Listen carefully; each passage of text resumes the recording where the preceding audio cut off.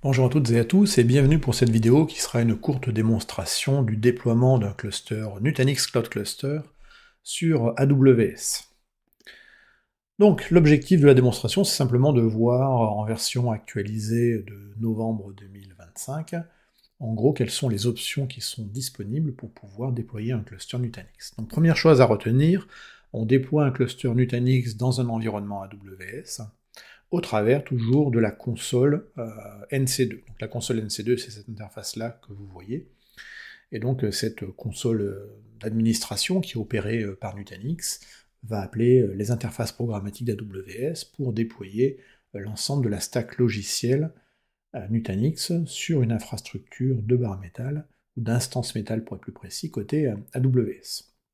Donc je vous montre juste ici ce qu'on appelle l'organisation. Donc l'organisation, c'est simplement un répertoire dans lequel on va déployer ces clusters.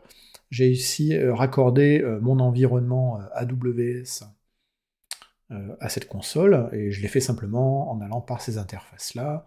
J'ai rajouté une connexion à un provider, donc ici j'ai pris AWS, j'ai entré l'ID de mon account AWS, je me suis connecté sur la console AWS pour déclencher un script CloudFormation qui a créé deux rôles. Un rôle est associé et donne les permissions à cet environnement, cette console NC2 pour aller faire des opérations et déployer un cluster dans AWS, et le deuxième rôle est associé aux instances métal qui vont tourner une fois le déploiement effectué. On peut choisir les régions dans lesquelles on souhaite déployer un cluster AWS. Ces régions sont assez nombreuses, c'est là où il y a du bare metal, et les bare metal que nous on utilise côté Nutanix dans les data centers d'AWS, donc la liste est relativement longue. Donc là l'opération a déjà été faite, ma console est déjà raccordée, et donc ici je vais simplement venir sur Create Cluster. Donc la première chose, c'est qu'on va donner un nom à son cluster, donc on va l'appeler Demostan, voilà. Et ensuite, je vais choisir mon fournisseur, je vais déployer sur AWS, donc là il va me proposer l'AWS account qui était disponible, et ensuite, eh bien, je vais zoomer légèrement, voilà. Ensuite, il me reste quoi? Il me reste à choisir dans quelle région AWS je souhaite déployer mon cluster. Donc on pourrait se mettre dans une région, par exemple l'Oregon, allez, c'est une grosse région AWS où normalement il y a beaucoup de choix en termes de bare metal. Et ensuite, on va choisir la zone de disponibilité. Donc vous savez que dans AWS, on a des zones de disponibilité qui correspondent à un ou plusieurs data centers et qui sont globalement isolées les unes des autres pour pallier une défaillance d'un bâtiment notamment.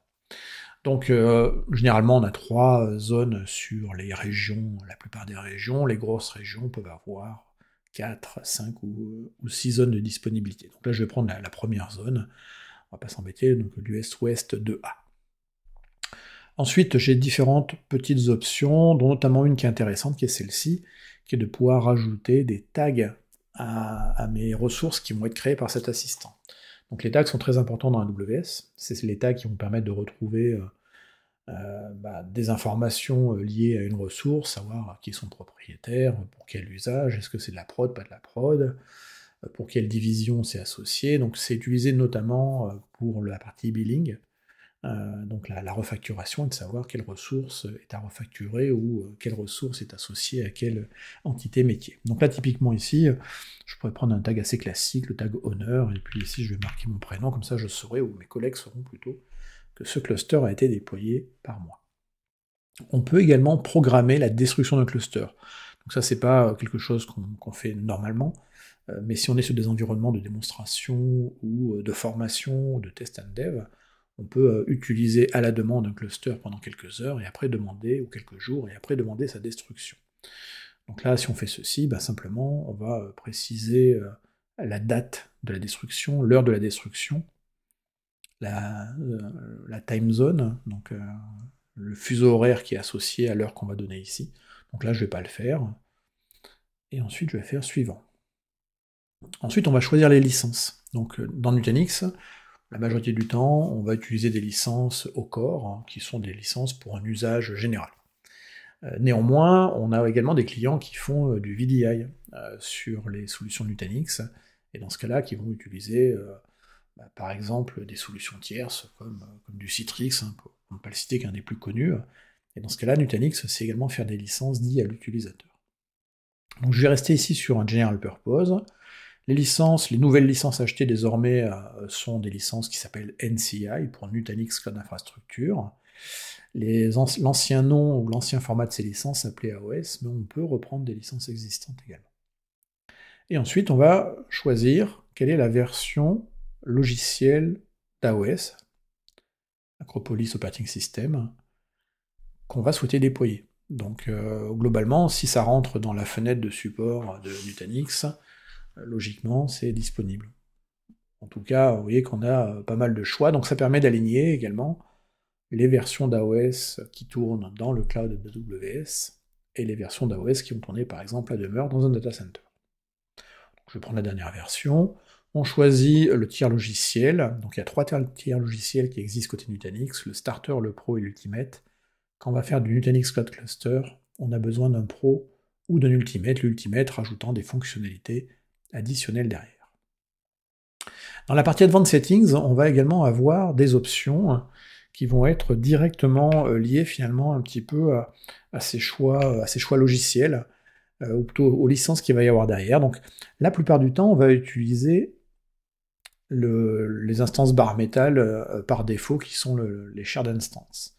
Donc globalement, il faut imaginer que vous avez un ensemble de serveurs côté AWS qui sont à disposition, et le premier client qui arrive et qui prend une instance metal, a le serveur qui est associé derrière.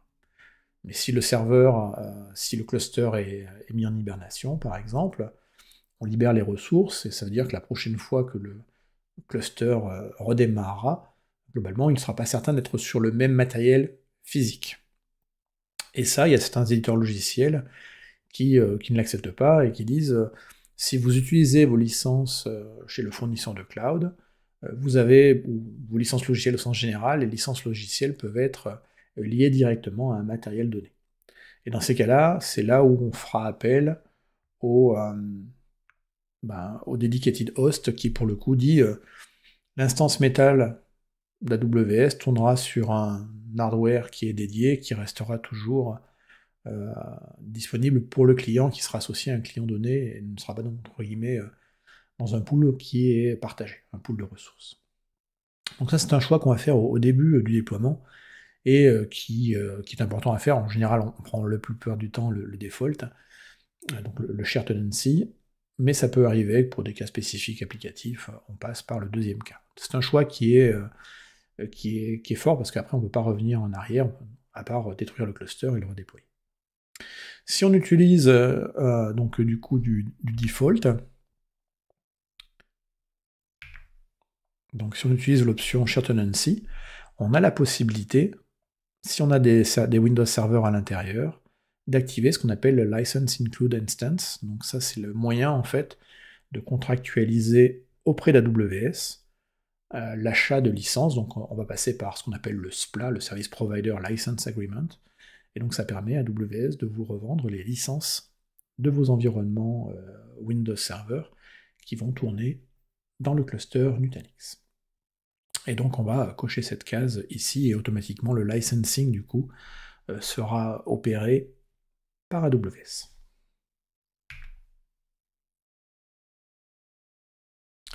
Ensuite vient le moment où on va choisir, dans le troisième partie de cet assistant, on va choisir la configuration, le gabarit de nos barres métal. Un cluster est constitué dans AWS, un cluster Nutanix peut aller de 1 nœud jusqu'à 28. Donc le ticket d'entrée pour de la production, c'est d'avoir 3 nœuds. Donc 3 nœuds minimum, et effectivement, en appuyant sur le bouton plus, on peut rajouter jusqu'à 28 nœuds. On va revenir sur 3 nœuds. Le 2 nœuds n'existe pas. On ne peut pas déployer un cluster de 2 nœuds, c'est pas une option qui est possible dans le cloud AWS pour des Nutanix Cloud Cluster. Par contre, il est possible de faire des clusters mono-instances, qui sont bien entendu non recommandés pour de la production, mais qui peuvent parfaitement servir pour se former sur la technologie, pour faire des tests, des démonstrations, mais globalement, on ne met rien de sensible dessus. Si on avait une panne physique du matériel, on perdrait les données vu qu'il n'y a pas de résilience. Donc généralement, on sera avec 3 nœuds minimum. Donc les gabarits vont dépendre, donc il y en a pas mal, surtout dans les grosses régions. Donc là, j'ai choisi Oregon où il y a beaucoup de choix. Et donc on va commencer, effectivement, le ticket d'entrée en nombre de corps sera de 24 corps, 384 Go de RAM pour ce bar métal, et les plus gros, on devrait être voilà, 96 corps. 96 corps, le plus gros c'est celui-ci, c'est donc le i7i Metal-48XL, 96 corps par nœud, 1 Tera 5 de RAM par nœud, et 120 Tera de NVMe. Donc plutôt des grosses machines, là encore, le nombre de corps va driver également le coût, attention. A noter, c'est qu'il est possible de mixer et d'avoir des clusters hétérogènes. C'est-à-dire, par exemple, ici j'ai un cluster de type Z1 Metal, je pourrais peut-être le combiner avec du M6D. Voilà. Donc après, il y a des règles de nombre de serveurs à avoir pour respecter les règles de parité et l'équilibrage du cluster, mais vous voyez qu'on peut tout à fait mixer, là on pourrait chercher du MD5 également. De la même façon, j'aurais pu prendre, voilà, ça n'existe pas, j'aurais pu prendre également, alors c'est ce qui est souvent utilisé dans le cadre de Nutanix Cloud Cluster, des clusters qui seraient optimisés pour du stockage. Donc on pourrait prendre par exemple un i4i. Un i4i, il a 64 corps, 1 Tera de RAM et 30 Tera de NVMe.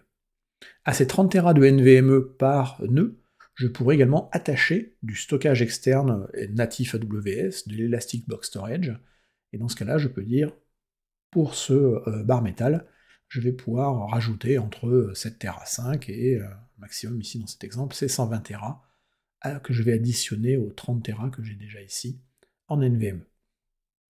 De la même façon, je peux mixer des instances métal de type I, donc stockage optimize, ensemble. Donc là, je peux prendre un i4 avec un i7, je pourrais prendre un i7 24i, enfin voilà. Après, là encore, comme je le dis, attention aux règles de mixage derrière, mais on peut tout à fait, en fait, avoir des mix derrière et du coup adapter, entre guillemets, son cluster par rapport à ses besoins. Je vais revenir ici sur un cluster de type Z, voilà, on va mettre 3 nœuds. Très bien. Ces 3 nœuds seront répartis automatiquement dans des partitions, hein. Donc on a les nœuds sont mis dans ce qu'on appelle des placement groups côté AWS, qui vont permettre de dispatcher les barres métal dans des domaines de panne différents, donc des racks différents, avec des top of rack switch différents, et donc ça assure là encore plus de résilience à la solution. Paramètres avancés, c'est une petite nouveauté qui est arrivée très récemment, et c'est aussi pour ça que je refais régulièrement des vidéos de démonstration de cet assistant de configuration, parce qu'on a régulièrement des nouvelles fonctionnalités qui arrivent. Et donc notamment la CVM, qui est une machine virtuelle qu'on trouve sur chacun des nœuds de nos clusters Nutanix. Et la CVM, c'est la contrôleur VM, c'est un petit peu là où il y a toute la magie logicielle de l'hyperconvergence.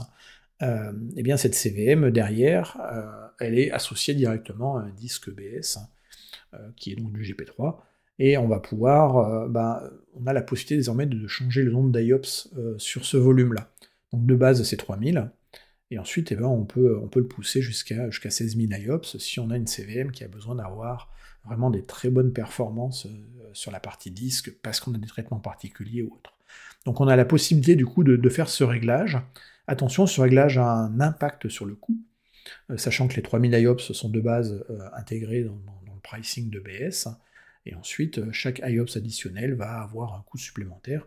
Là encore, c'est bien documenté dans la page de la documentation AWS. Donc là, je pourrais choisir, en fonction de ce que je veux pourrais le modifier ultérieurement éventuellement.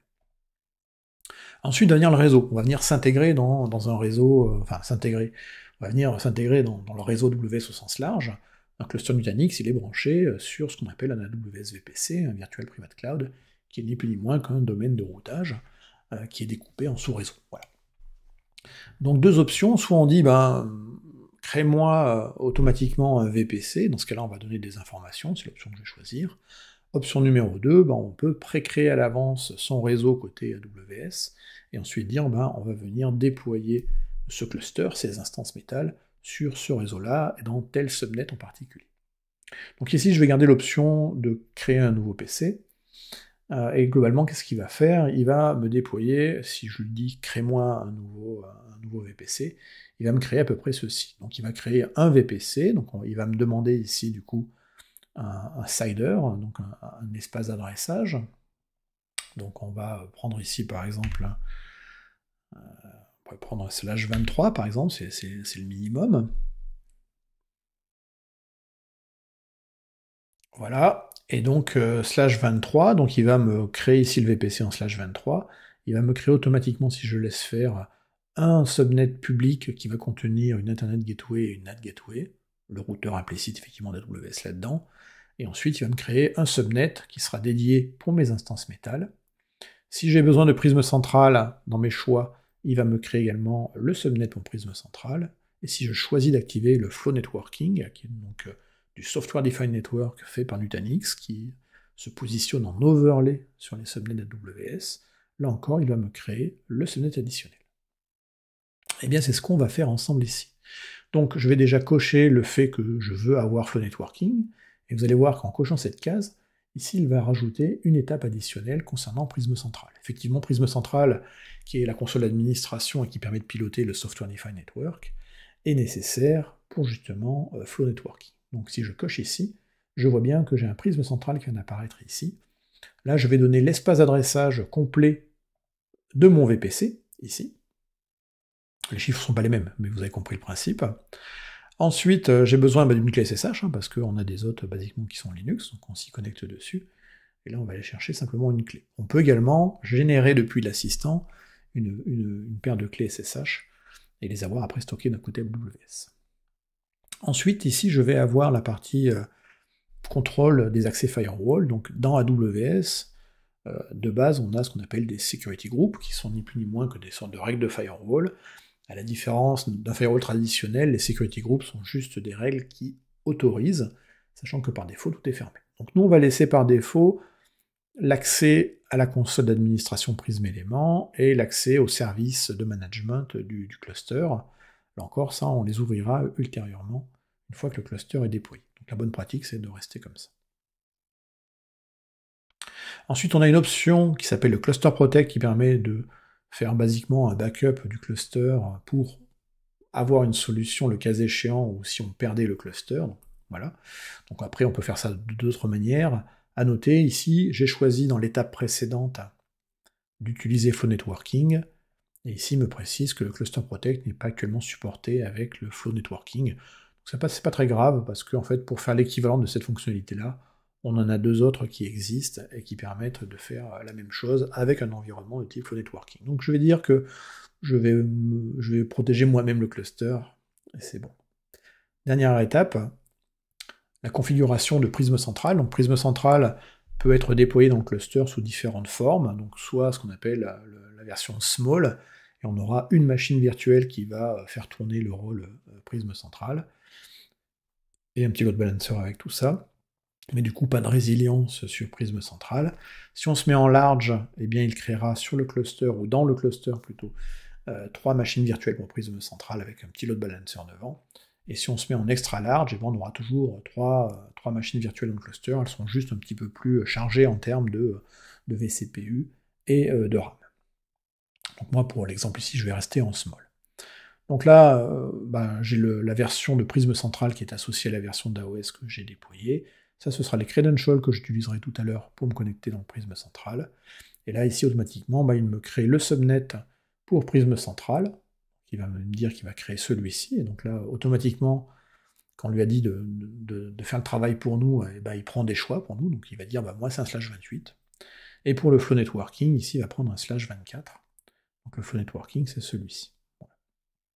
Là encore, si vous pré-créez à l'avance votre zone d'accueil, votre landing zone, vous pouvez mettre les valeurs que vous voulez. Alors après, il y a des prérequis minimum, mais autrement, vous pouvez mettre les valeurs que vous voulez. Advanced Settings, pas grand chose ici. La synchronisation de temps est importante dans ce type d'environnement.